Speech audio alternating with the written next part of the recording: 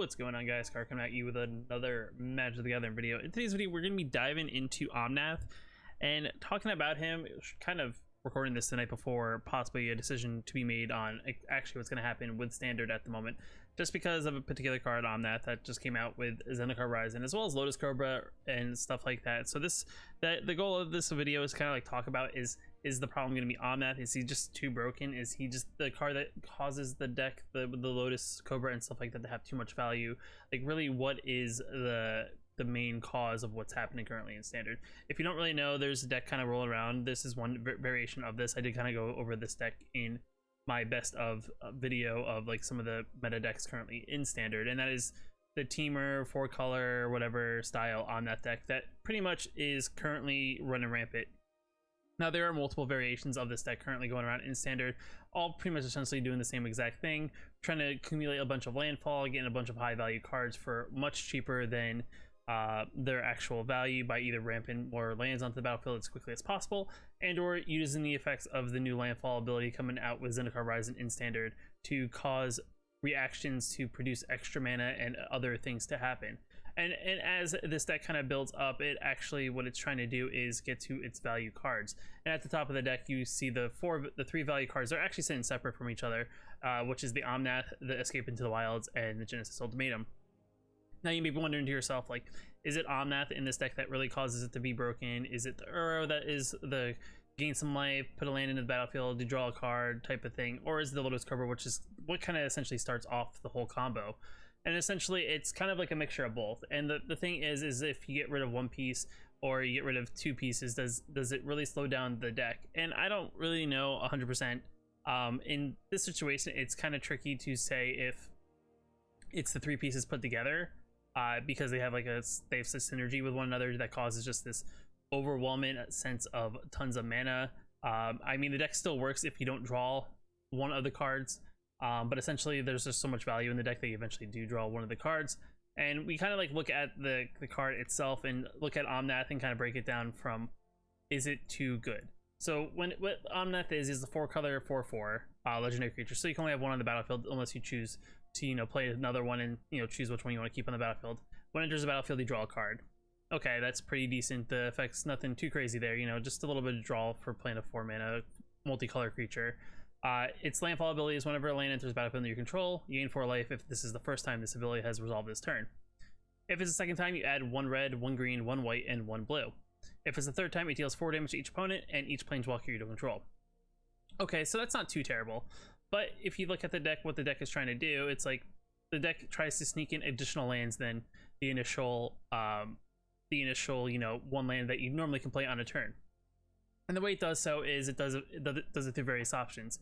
Because there's not really any slack lands other than Fable Passage and Evolving Wilds, the deck is running those two cards. So Evolving Wilds is pretty much the common version. It searches your deck for a basic land card, puts on the battlefield tapped, and shuffles your library. Fable Passage is the same exact thing, except for the difference is if you have 4 more lands, it comes into play untapped. So they're essentially the same card. So essentially what this does, if you play either one of these, it triggers the first ability of Omnath. You crack it, look for the land, it triggers the second ability. So now you're getting 4 mana. Now you can take that 4 mana and you can do various other things. You either play spells with that 4 mana, which you can then play some Roll and Regrowth, Cultivate, and essentially this allows you then to ramp into even more lands, allowing you to play additional land onto the battlefield, then triggering the third ability. So that essentially is kind of like a weird point.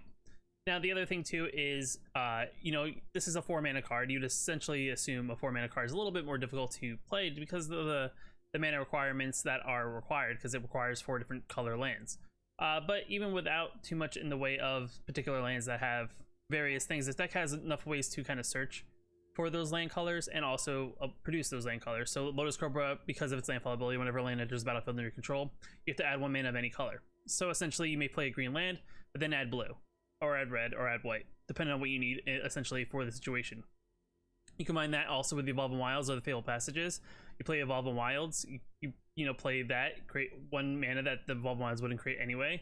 You then sacrifice the Evolving Wilds, just look at your deck for another land that you may need. So now essentially you've just generated 2 mana without even having to tap an additional mana. So for playing 1 land, you get 2 mana floating, combined with whatever you may have out on the battlefield. Same thing with Fabled Passage. The only difference is here is the land. If you have 4 more lands, really now comes to play untapped.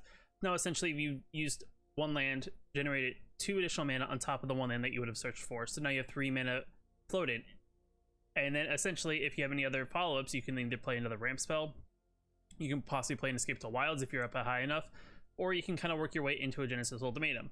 Now, with Lotus Cobra, he's not a legendary creature, so if you stack multiples of these, you get the triggers multiple times. So every time you play a single land, generating 2 mana for that 1 single land without even having to tap the mana.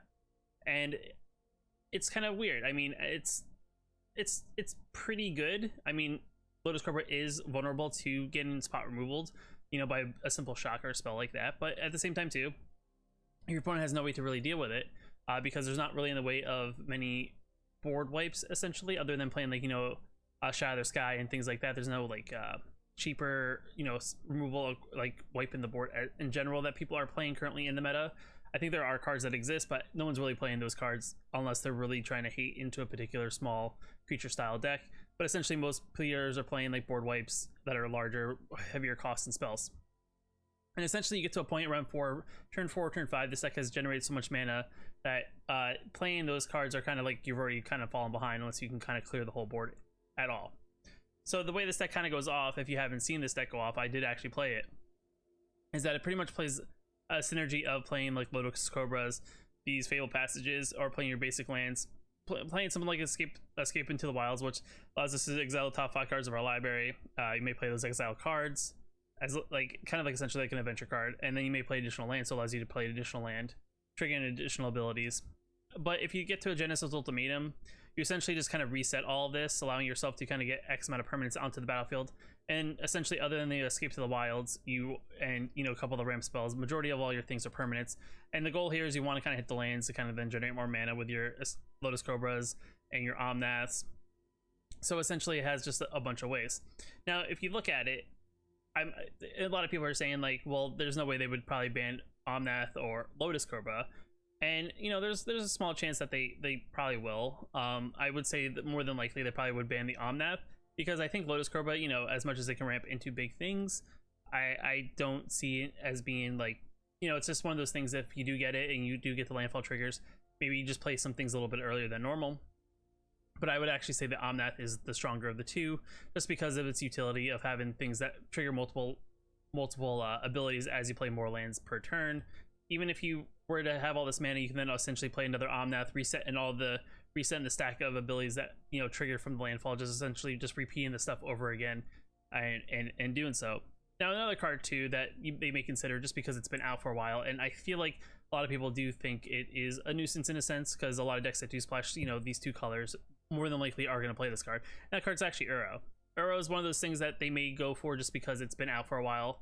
It's kind of tough for, I would say, Wizards to go ahead and ban a card that essentially just came out. I think Zendikar Rising's out in the physical wild. I know it's been out on Arena for at least a week by now. So essentially, Arena players have at least played with it when it comes to Zendikar Rising. But when it comes to the rest of the Uro, he's been out for a good chunk of time. So it's one of those things that maybe you target this. Maybe he's the one that's being a little bit too aggressive on how he ramps. And essentially, they would kind of slow down a bunch of other decks. It would kind of like, I know he's in like Teamer Adventures. He's in Simic Adventures, any sort of Simic ramp deck he's in. But I mean, that could be a card that essentially turns off a lot of this, because the other thing too is a lot what this deck does is there's a lot of things in the graveyard in the process, and allows you to play an Uro from the graveyard pretty quickly as well. So just eliminating something that's this strong, the 3 mana 6/6, that allows you to play an additional land on your turn. You draw 3 cards, and or not draw 3 cards. You gain 3 life, draw a card, and if it's a land card, you may put a land card from your hand onto the battlefield, and then tap it for 2 green, 2 blue, and then exile 5 cards from your graveyard. It could possibly come out.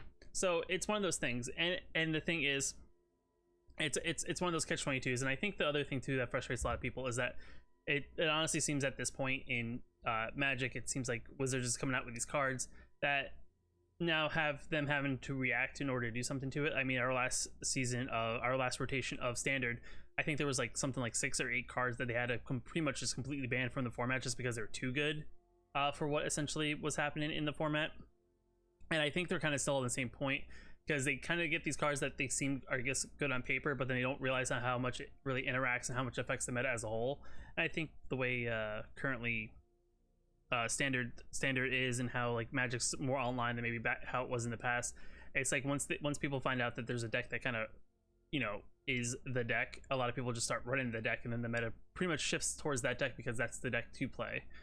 You know, there's a lot more science to go behind it, a lot more numbers and stuff, and there's more people in touch with like looking things up online and finding out what is the better deck. Now, with that being said, after this video is posted, essentially normally when this video is posted, it'd probably be about 3 hours after this video is posted that they probably make some sort of announcement, because I think it usually happens at noon Eastern, which is my time, but I think it's 9 a.m. Pacific. It's probably more than likely when they're going to make the announcement, if they do make an announcement of you know, banning something. So we'll just have to kind of wait and see. Is it going to be one card? Is it going to be multiple cards? Is it going to be something from Zendikar Horizon? Or is it going to be something like, you know, Uro from an older set?